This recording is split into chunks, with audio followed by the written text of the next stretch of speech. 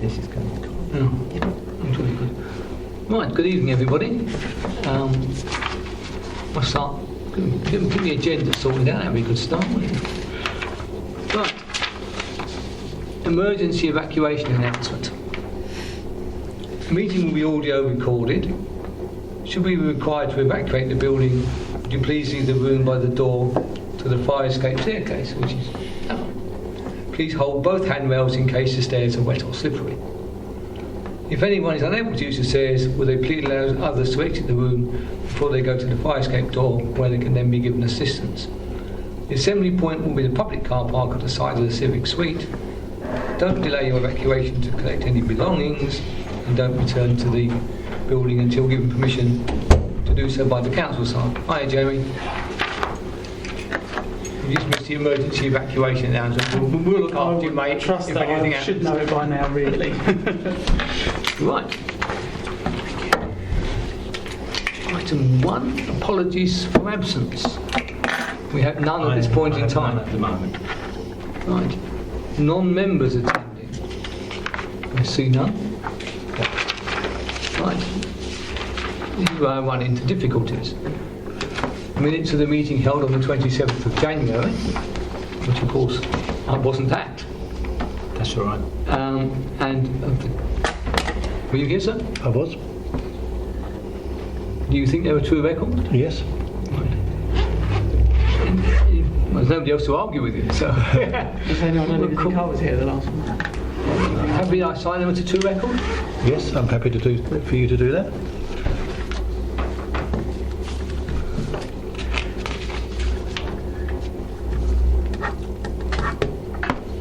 Today, isn't it? 15th? 15th? 14. 14th, isn't it? No, it's 14th, 15th. Come on, Jeremy, get your thing out. I'll just print my name because my signature's illegible. Right, there we go. Are there any declarations of interest? Nope. Right. Last item on the agenda, which I suspect will be somewhat larger than the other 4. Treasury Management Annual Review. What's the format? Do you give us a sort of intro? And then Paul's kindly provided us with some questions which you've had in advance, so we can go through those as and when. Absolutely, yeah. Okay, so the report is a backward look of the year that we've just closed, 2014-15. I guess the highlighted bits to point out, you're probably going to have questions on these, but actual income made from Treasury management activity is £38,400, as shown in paragraph 1.2. The average... Would that be interest payments? That's purely interest accrued from investments. Yeah, I might ask a few naive questions, but that's fine. As a new boy. Yep. The position on the balance sheet has dropped from just over 2 million to just over 1.5 million, and I can give reasons for that. One long-term investment as shown in paragraph 3.1, outstanding of £1.5 million, which will be maturing at the end of August. Current predictions are that we will probably have to pull that into short-term cash flow funding, but I can go into more detail on that. Table 4.3, just kind of highlight there the return on interest, how it just continues to go down. 2013-14 we received just over £60,000, and as I say, 38,000 just over for last year. So it's just a highlight really of where we are with interest rates nationally. Although Mr. Carney said today he thought they were going up. I did hear that, yes. Which I'm glad I've got a fixed term mortgage. So I'll hand it over to you, whether you've got questions. I'm sure you have, and we'll tackle them one by one. Yeah, fine. So I ask them on behalf of the meeting, or shall we take one each? What do you want to do, folks? I've got a particular question. You've got to go first, yeah.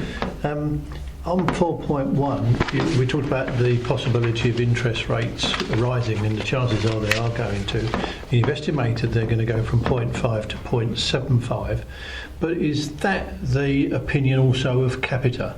That is Capita's opinion. Okay. That's not my opinion, that's Capita's opinion. Okay, but does the District Council agree with Capita's decision, or you've just taken that?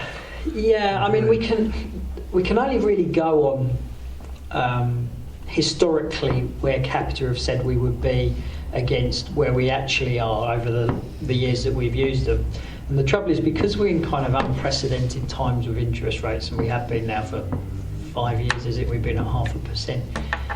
They've had a lot of, I'll say guesses, but they're clearly logically based assumptions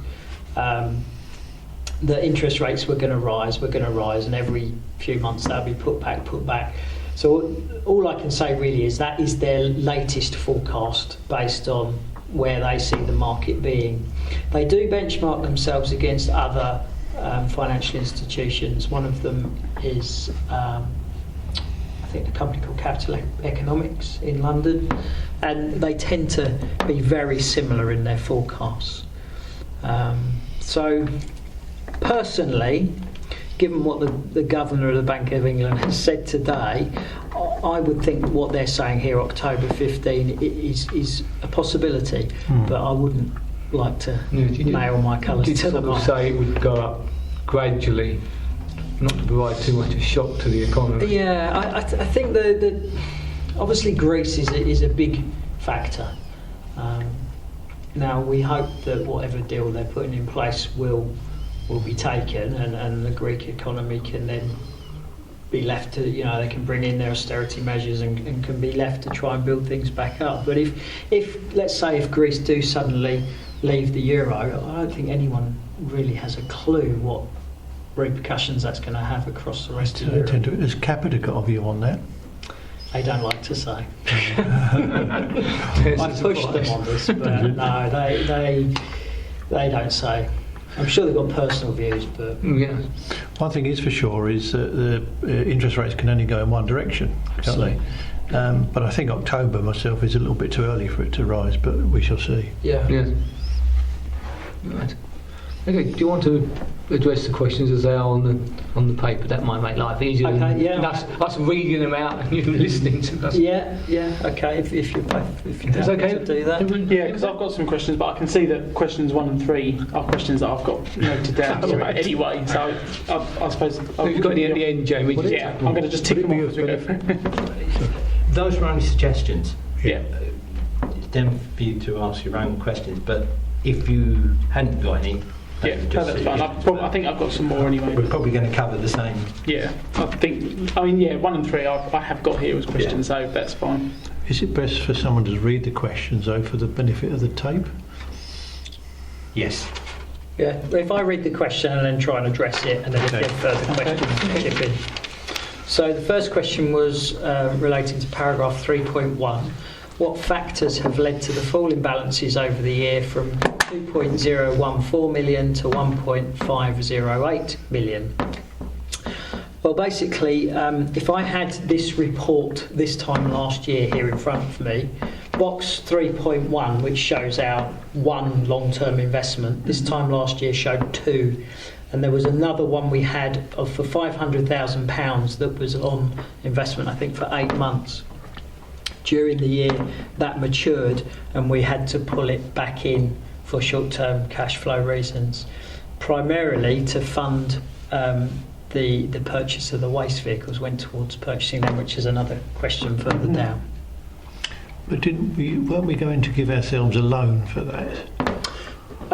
We internally borrowed for the waste vehicles, but in terms of actual cash to pay the bills, we needed to bring that 500,000 into the bank balances, so it was there to be used to physically pay the invoices. And when did that mature, that account that had the 500,000? It matured, and we pulled it on maturement date. And when was that? I don't know. It was during, I believe it was, I think it was February, but I can't be sure on that. I'd have to check. It was within the financial year, 14-15. Right, so it would have been after 31st of March. What, 2014? Mm. Yes. Yeah, it would have been between the 1st of April 2014 and the 31st of March 2015. But as I say, I think it was February this year, but I'll need to check on Oh, that. February this year. Yeah. Right, sorry, yeah, okay.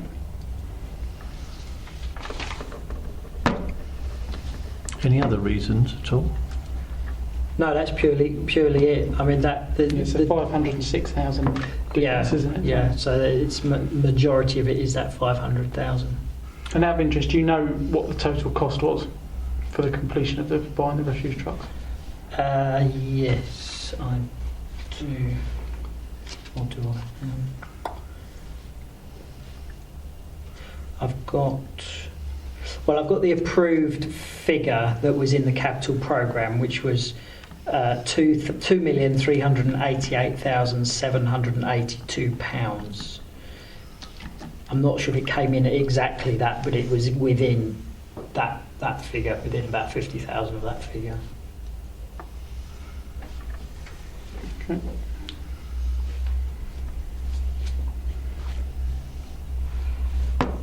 Okay, happy to move on. Number 2, graph after paragraph 4.2. Presume that the peaks and troughs seen relate to the monthly collection of council tax and then the payment of wages, etc. over the month.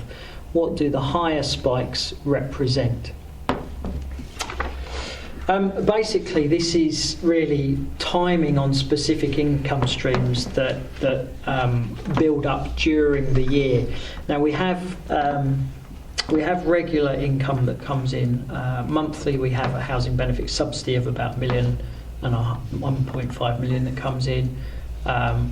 We have obviously council tax income and business rate income that comes in 3 times a month. So where the peaks are on the graph they're where we've been able to build up balances, and you'll notice that the curve is really going down throughout the year, and that's really because during the year balances have come down and down gradually, but we've still been able to have those spikes where we've had maybe 1.5 million, 2 million come in for a short period, but then on the 19th of the month, which happens every month, we pay our preceptors, we pay, payroll comes out, we have a creditors run, and it literally wipes us back out again, and then it slowly builds up. So the 3 peaks are literally where we've been able to build up and build up and build up, and then suddenly it's all gone. But those peaks are getting lower and lower and lower because the average balance is getting lower and lower. So although we have long-term investments for fairly large sums, there's always a balance there in the books, if you like. In the current account. Yeah. Yes. So do we get any interest, or do we get much interest on that? Yeah, we get our current account is with Lloyds, and they pay us 0.4%, which actually isn't. It sounds awful, but it's not too bad for an overnight current account. I tend to agree. So those peaks are, you would expect to see those? Yes. They are Yeah. very natural peaks, and Yeah, they would probably continue. So even going into the 2015-16 year, Yeah. we're probably going to have a similar thing There this will time always next year. be peaks, but the peak will be getting lower and lower, if you see what I mean. Mhm. As much as there'll be troughs as well, getting lower and lower. Okay. Yep. Paragraph 4.3 and the table there. What was the cause of the fall in average balance over the year? From the graph above, it seems the reduction is fairly steady. Basically, this is just because we've had a gradual drawdown on our balances over the year. It's not really relating to any one particular item. It's just that expenditure as a whole, the drawdown on our balances that we have in the current account, in our short-term investment accounts, and we can exclude the long-term investment, but everything that's short-term that we can pull straight away to fund things has gradually just been diminishing, and that ties in really with the interest return that we're getting. I've said this before at previous meetings, but 6-7 years ago, when interest rates were at 5.5%, we could get 5.5% from our banks, building societies. we were getting interest returns of nigh on £1 million. So that million would have just been pumped straight back into investment and put back out. So every year you were at least putting another million in from return on investments. But now we don't see anything near that. 38,000 is the best. Presumably, as the council finances get tighter, this position will be squeezed even more. Yes, it will be. Barring a huge interest rate spike, which is unlikely. But yeah, the squeeze is on now, and this is something that we've been in discussions quite heavily with Amar, the chief exec, and the directors recently, and our assistant director for finance. Really trying to plan ahead for the next 2-3 years what we're going to do, because potentially we could get to the stage where these balances will run dangerously low, and then we'll be looking to borrow unless new income streams come on board. But that's all in discussions at the moment through however the corporate plan for the authority, where that vision is.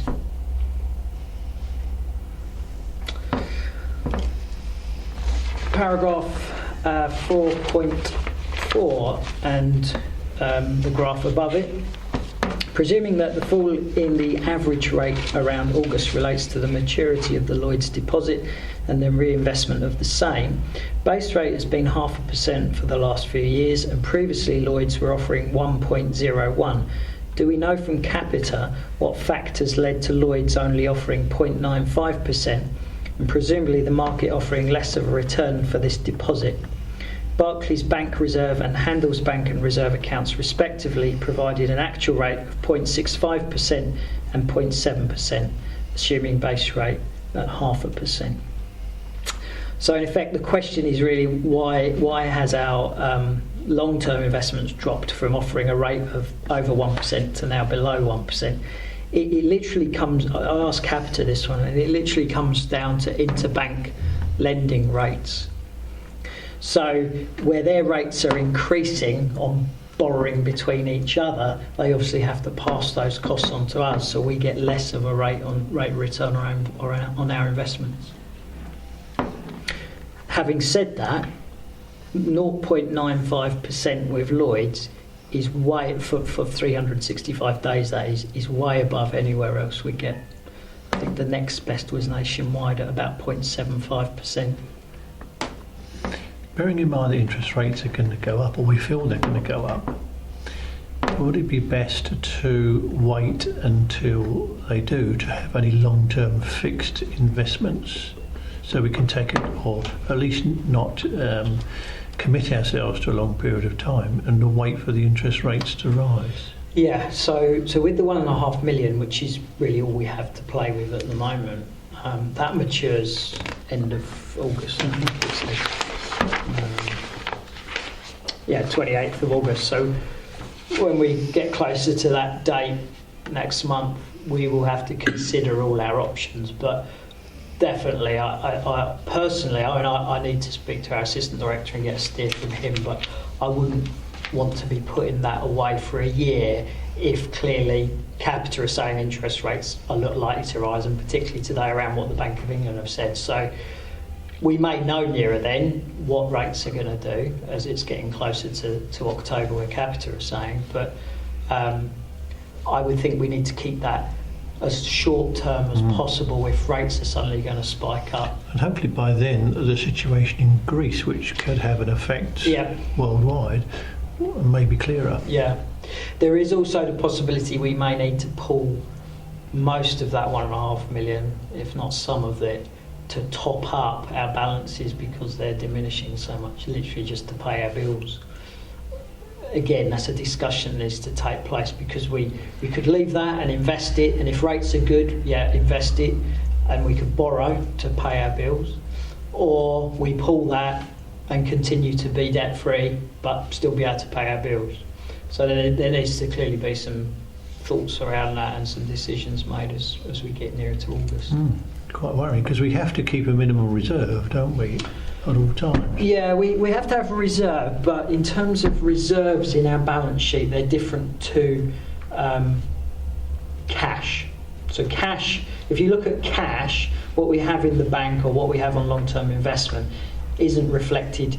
There's no correlation between that and the £2.1 million worth of earmarked reserves we have on the balance sheet. That is literally a figure on the balance sheet that is there to fund future activities, whereas this is cash to fund paying our bills daily, monthly, weekly.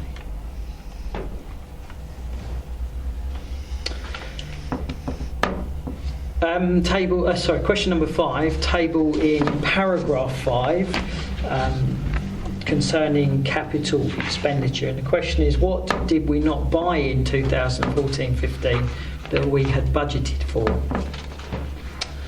I've been through our capital programme in terms of what we budgeted and what we actually spent. And there's not really one particular item. It's really a whole stack of underspends against most planned works that will now be rolled into this financial year. But I can happily go through them one by one, but it's up to you, I don't mind. It might be best to... Are they in order of how much savings? Would you be able to just tell us the main few, the biggest savings? Yeah, so I'll pull out the bigger ones. Just to give us a bit. Yeah, okay. So IT strategy had approved a budget of £104,000 and we only spent £18,000. Wow. Of that 104,000, 100,000 of the 104,000, most of it, budget was allocated to ensure the council has had adequate IT data storage facilities, and I've been told that has now been rolled into 2015-16 because they were adequate during the year. So that's going to be looked at again for this year. Do you want to know what the potential budget or the approved budget is for this year, or do you want to just keep in on last year's thoughts? I don't want to confuse things. Yeah, I was just trying to work out whether or not that was a bad estimate on the behalf of somebody, or is it something that we've kind of, managed to get away with this year, but actually it's going to come back. Yeah, there's a good question. Considerable difference between that. So either someone got it very wrong in the first place, or we've been very lucky and we're going to get hit. I think in terms of the capital programme, the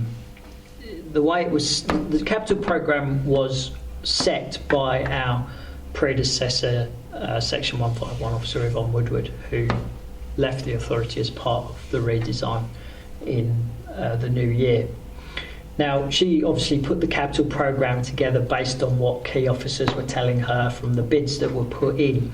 Now, I think that a lot of these projects have slipped into this year purely because of the redesign, because key personnel have left. I think we lost most of our senior management team, we lost most of our middle managers, and these were the people on the ground who would have been making sure these capital projects happen. So I think most of these projects are now being looked at by the new structure teams, so the directors and the assistant directors. So I don't think it's so much poor budgeting, I think it's poor timing really on the fact that we just didn't, the timing of staff leaving and new staff coming on board and understanding their service areas that they're responsible for.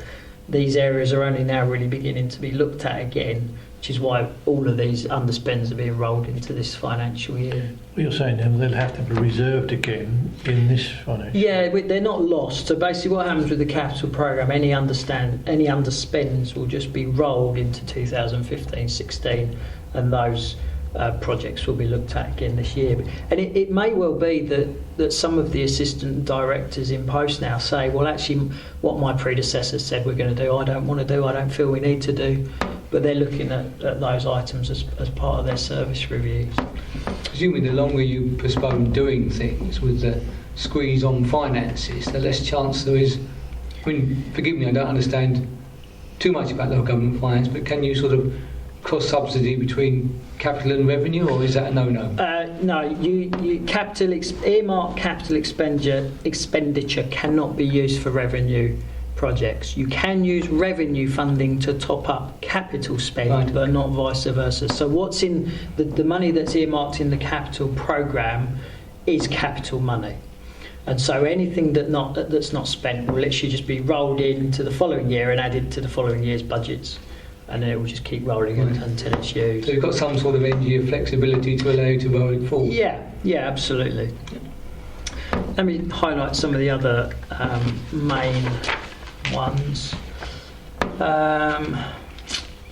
The council's depot down in Rochford had a £60,000 budget to look at.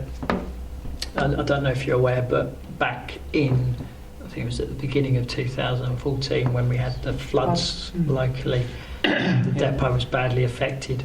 So money was put into capital programme to rectify that, but then I think it came in and back and forth through council various times before an actual way forward on the depot has been agreed.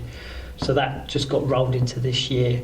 I believe it has been agreed now what they're going to do, and the new budget for this year is actually 400,000. So it appears that the project is a lot bigger than what they planned originally anyway. The damage, though, to that site, wouldn't that have been covered by insurance? Yes, and we had about £49,000 back in insurance to cover it.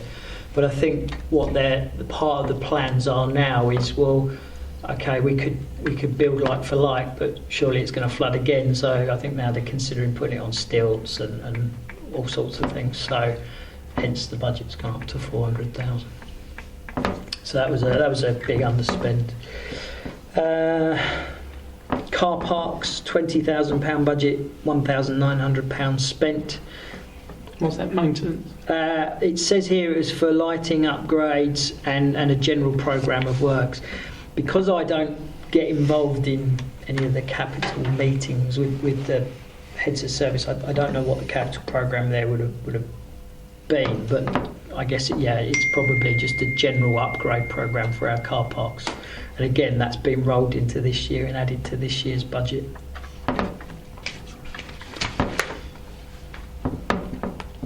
Before they're rolled into this year's budget, then are all these items looked at afresh to actually decide whether we need them or not? Well, initially, the finance team will roll them in automatically, but meetings are actually beginning to happen now as part of this year's revised budget process that will address that very question. So they will look and say, well, actually, you've rolled it, but we don't need it, or we do need it and we actually need more. So yeah, that's all happening as we speak and will form part of the 2015-16 revised budget. Presumably any decision, before a decision is made, that will come to full council, presumably, or due process?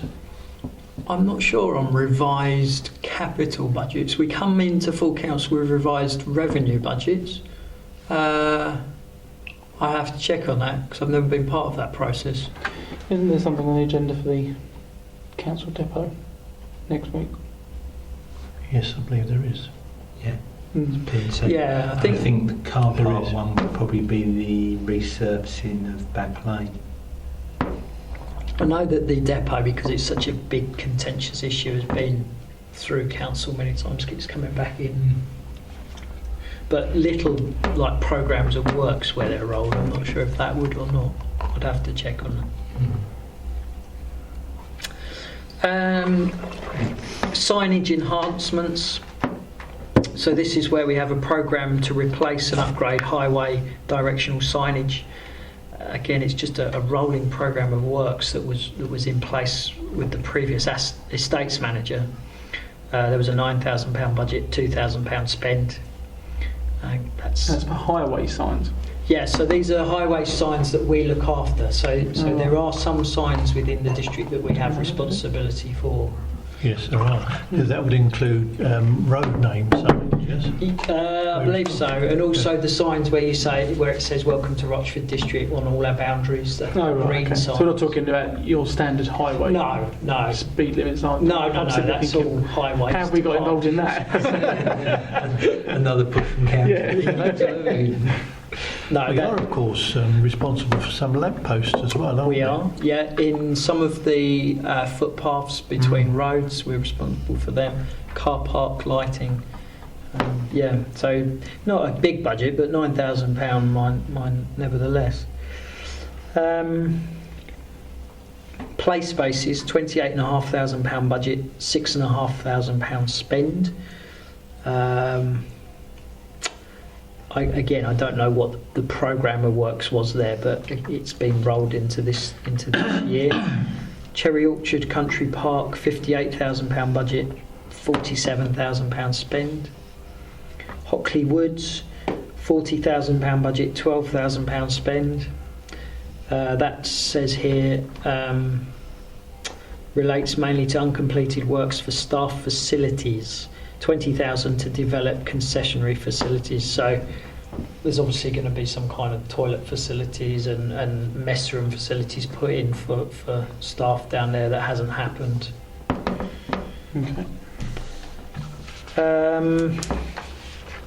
Legal services had a £23,500 budget for a land purchase, which didn't happen.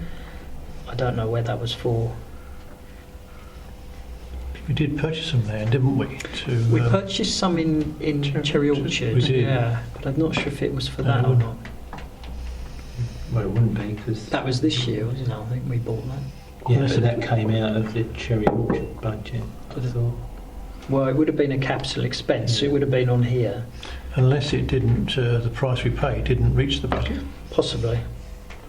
But I'm assuming there are also things like purchases that we possibly wouldn't have budgeted for if we didn't know about it, because I think if I recall it came up quite late in the day, didn't it? So could we possibly have not actually budgeted for it originally because we had no idea it I'm was sure with the Cherry Orchard land, we bought that in this financial year, because I remember We did have a budget for the Cherry Orchard. No, I've got if I remember right, I thought it was quite last minute. And Yeah, It was we last basically minute, just but had they this did find a opportunity, budget line. this was the one that was owned by the water board or something. Yeah, that's yeah, buy it or lose it sort of thing. Yeah. Presumably, though, that budget won't be moved forward then, if we've missed. No, it hasn't. That isn't Right. moved forward into next year. That was a one-off, but with no spend. And then probably the biggest on there, we budget £300,000 a year for disabled facility grants, and only spent 202,000. And the reason for that was because there was nobody in the department for about 3 months, purely staff vacancies. But So there wasn't staff. So what are you saying then? The budget wasn't fully used up because there wasn't staff to administer that expenditure, because when that for that budget to be used, it's means tested. It requires an officer to go out, assess the house that where they're making the application from. Do they require it? And when you haven't got people on the ground to do that, that literally doesn't happen. So residents lost out. Yeah, although we now have someone in place, and that is being topped into this year, and So has that been increased for this year? Yeah, Presumably so there'll be a backlog essentially of stuff that wasn't. Yeah, any underspends on that disabled facilities and for home maintenance and adaptation grants, which is a separate grant but similar to disabled facility grant, is just rolled every year. It's never decreased. It's always rolled in, and there's two full-time members of staff in there now dedicated to that function. Okay. So yeah, those are the main items causing underspend on the capital programme. Thank you. Question 6. Has the purchase of the refuse trucks been completed, and if so, was it by using cash balances rather than borrowing? If cash balances reduce over time, will we still be able to borrow to finance this purchase? We did purchase the waste vehicles. We purchased the last of them in late June, so they're all on board now. How many are there? How many? In terms of total vehicles What purchased, percentage of the entire fleet? Is it a complete? Did we replace everyone? everything. Yeah. It was about 20. But I don't know. Yeah, no, that's fine. Just Yeah. I've got a rough idea. So how do we pay for it? Well, we used our own cash. We didn't borrow. We didn't go out and get a loan. We used our own cash. We built up our cash balances and paid for them ourselves. What we did have to do, though, is ensure an overdraft was in place on our current account, that if we needed to dip into it, we could, not just to pay for the waste vehicles, but because we obviously have our continuing monthly payments that we have to make that I mentioned before. So we arranged with Lloyds an overdraft for 6 months at a cost of £5,000, and we've dipped into it 4 times so far. That will the deal with Lloyds was that will go back when that £1.5 million matures. They felt that as that would be maturing, we wouldn't need it. We've got the caveat to bring that back in if we want to. And how much was that overdraft for? £5,000 it cost us for a £2 million overdraft. But we've only gone, as I say, we've gone into it 4 times, and I think the maximum we went 900,000 for a night overdrawn, and then topped it back up the next day. So it's really to get us through our monthly ups and downs from that graph of money coming in and out of the authority. Ironically, that then reduces our own interest on investments, doesn't it? Of It course, does. albeit very low. Yeah. But coming back to the vehicles then, is CETA responsible for the maintenance of those ongoing maintenance, or have we got a liability for that? No, I believe they're responsible for the upkeep and the maintenance of them. That was written into the contract. And we've also seen the revenue saving on the contract for providing them with our own vehicles. So there's a £200,000 saving on the revenue. You'll see it in the budget book this year on the revenue side of things. But that unfortunately came in a little bit later as well, because the original thought process from the waste team was that we would have the vehicles from the 1st of April, so the contract was budgeted to reduce from the 1st of April, but in fact we didn't get all the waste vehicles until the end of June. So £200,000 will be hit slightly, probably by about 30,000 because of that. Just so I've got this right in my head, the total cost of these vehicles was approximately 2.3 million, Yeah. which we paid for cash. So we used a big chunk of our reserves up Our to pay cash for these. balances, yes. And in order to do that, we then had to take an overdraft of £2 million, which cost us £5,000. Yes. Rather than going out and borrowing for a year, say £2 million. That was the cheaper option. And we've used the overdraft 4 We times. have used the overdraft. And now the overdraft is going to be paid off when this. Well, the fund- overdraft is in place, so we can dip into the overdraft as many Okay, times. so as we if, for want. example, when this investment of 1.5 matures on the 28th of August, Yeah. if we are £500,000 in our overdraft, 500,000 of this investment would be used to pay that overdraft off, so that we didn't have that overdraft any longer. Potentially, or we could renegotiate another overdraft, lengthen the overdraft. But I think we probably want to pay it Trying to on. work out if that seems like financial sense or not. We did all the calculations in terms of comparing overdraft to getting a loan, and it was a lot cheaper to pay £5,000 for an overdraft than to have a loan for a year. But we have, in doing so, left ourselves with extremely low reserves. We've left ourselves we've left ourselves with low cash balances, but that was agreed last year to do it that way, to self-finance the waste vehicles. Okay, well, it's done now anyway, I can't change it, just trying to understand it, that was all. Yeah, I think there was a report that came into council on the whole waste contract. Paul, you probably know more. Yeah, but you've got to be careful because some of it be P and C. Right, okay. Yeah, I mean, I don't need to ask questions about that. It was just literally trying to work in my head whether that made sense to me. Yeah.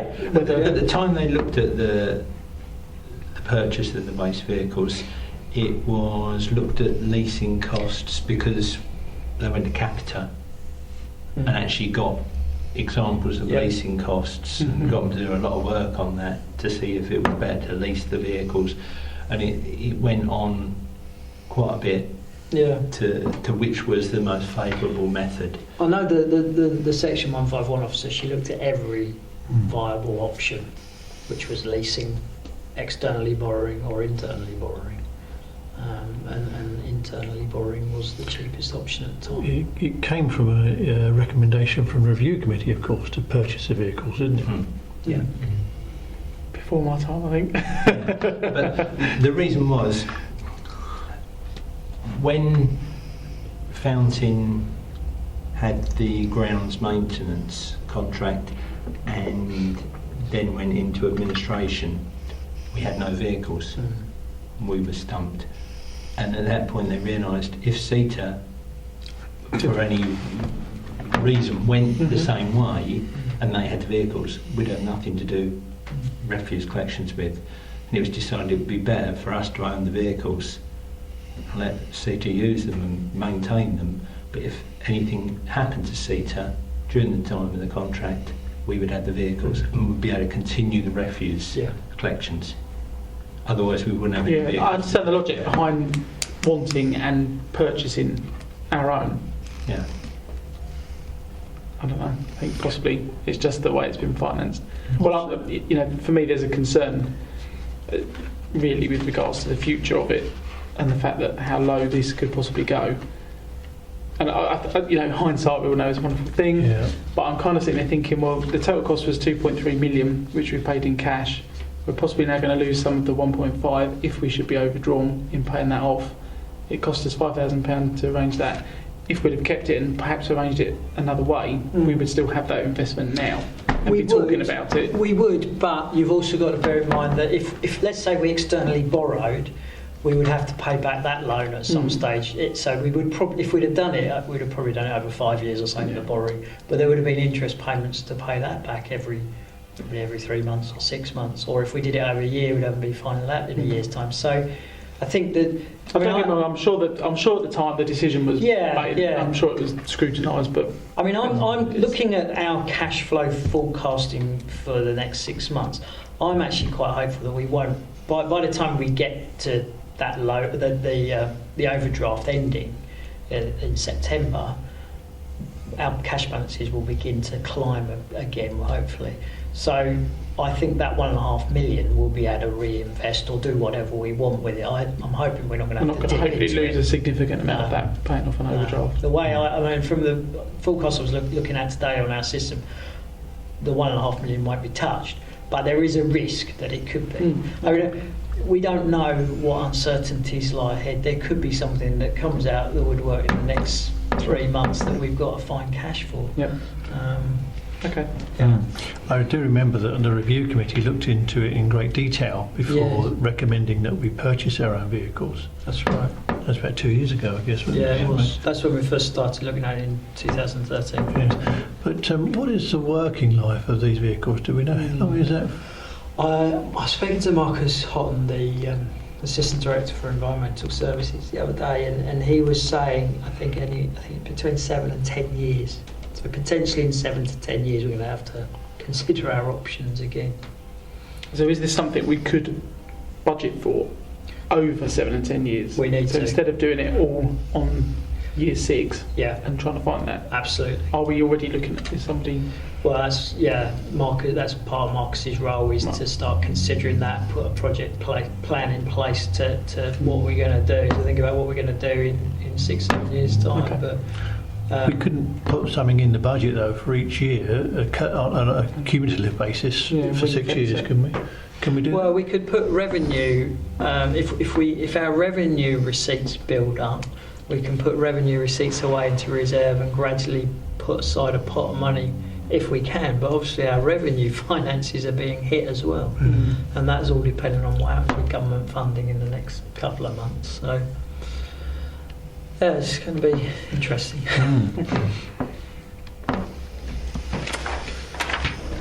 Question 7. Are we seeing any significant changes in the market due to the uncertainty over the situation with Greece?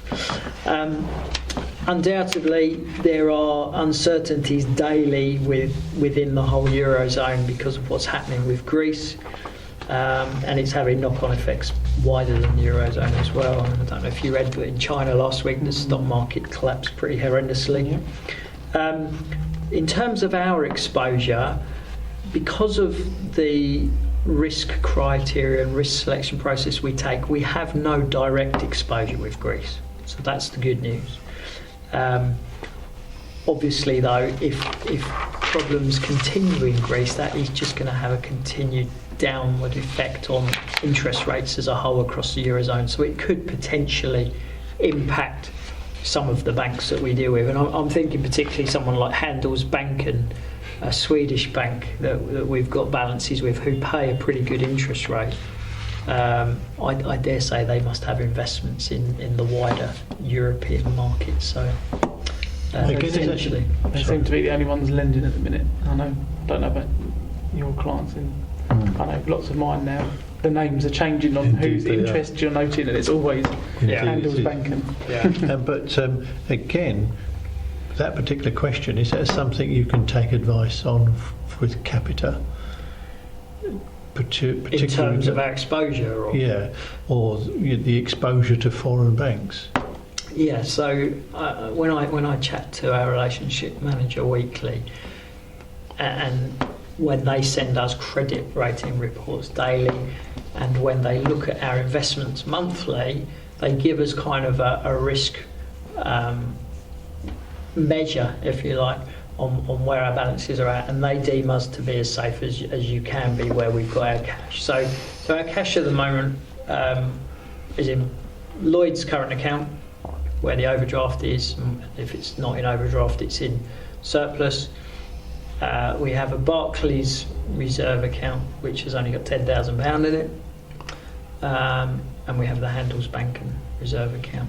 We have access to use money market funds and other banks and building societies, but at the moment that's all the only, purely because we have no cash. That's the only place where we've got our money at the moment.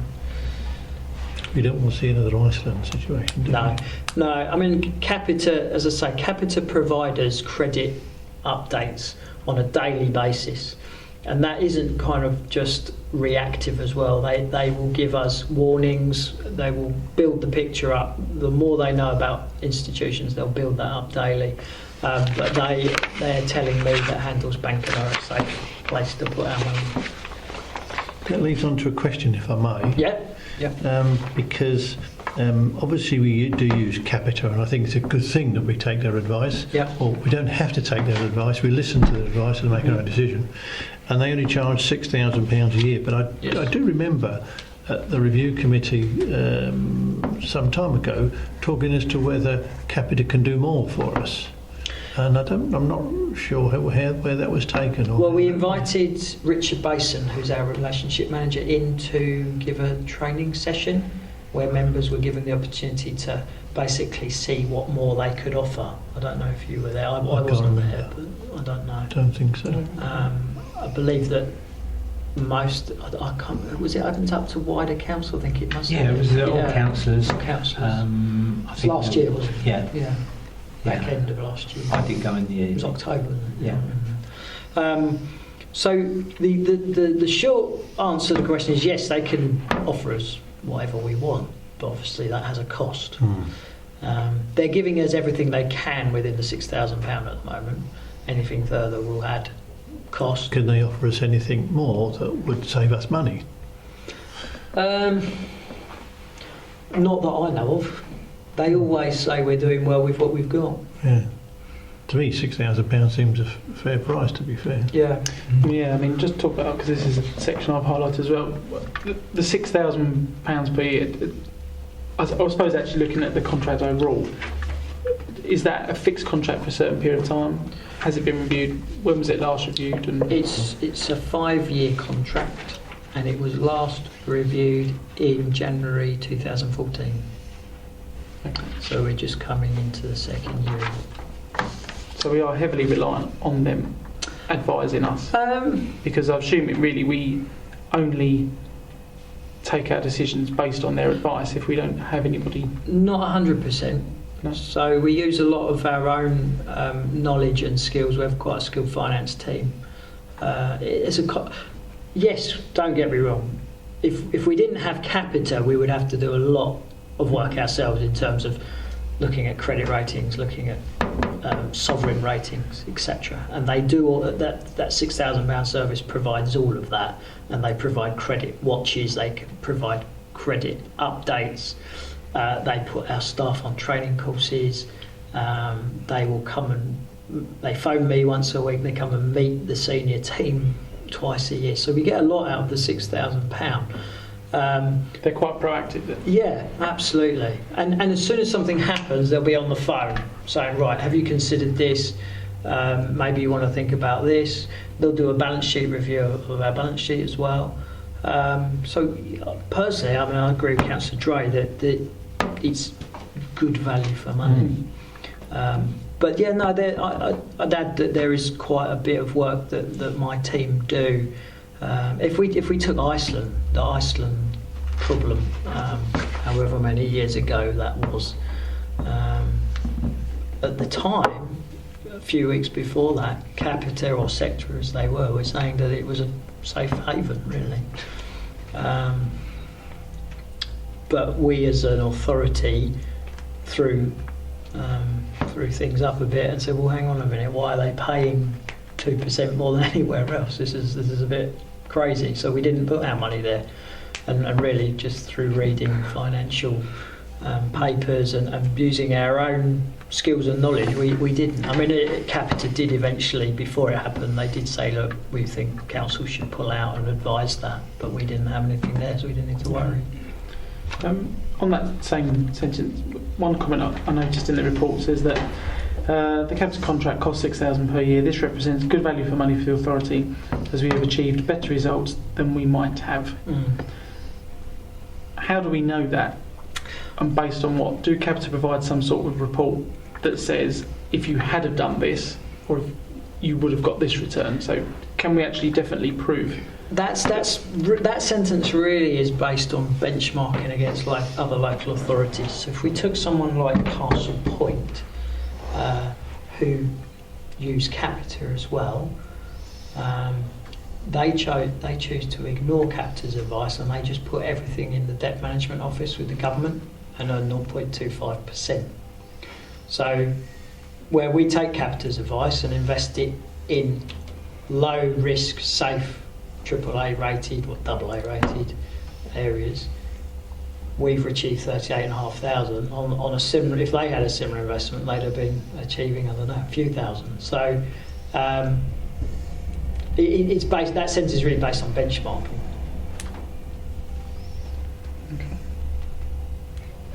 Okay. Any further questions, Dan? I do have one further comment more than a question.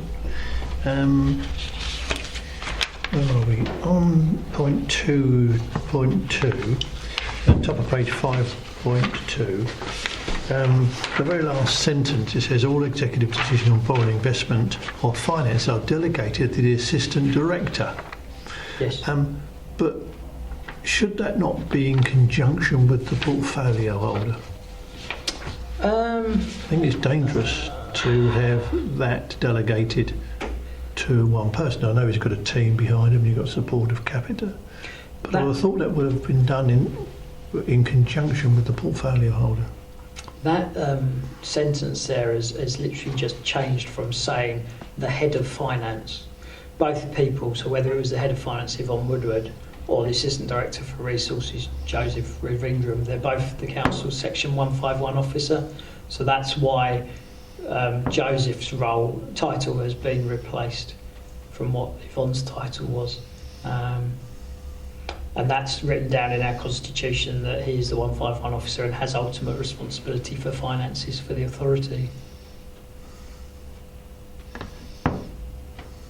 But we can change it, because he does obviously speak to Councillor Smith over all these matters, so we could change it to say that. In conjunction with the portfolio holder. I feel happy with that. Yes, and that would give Joseph more protection as well, wouldn't it? It would, yes.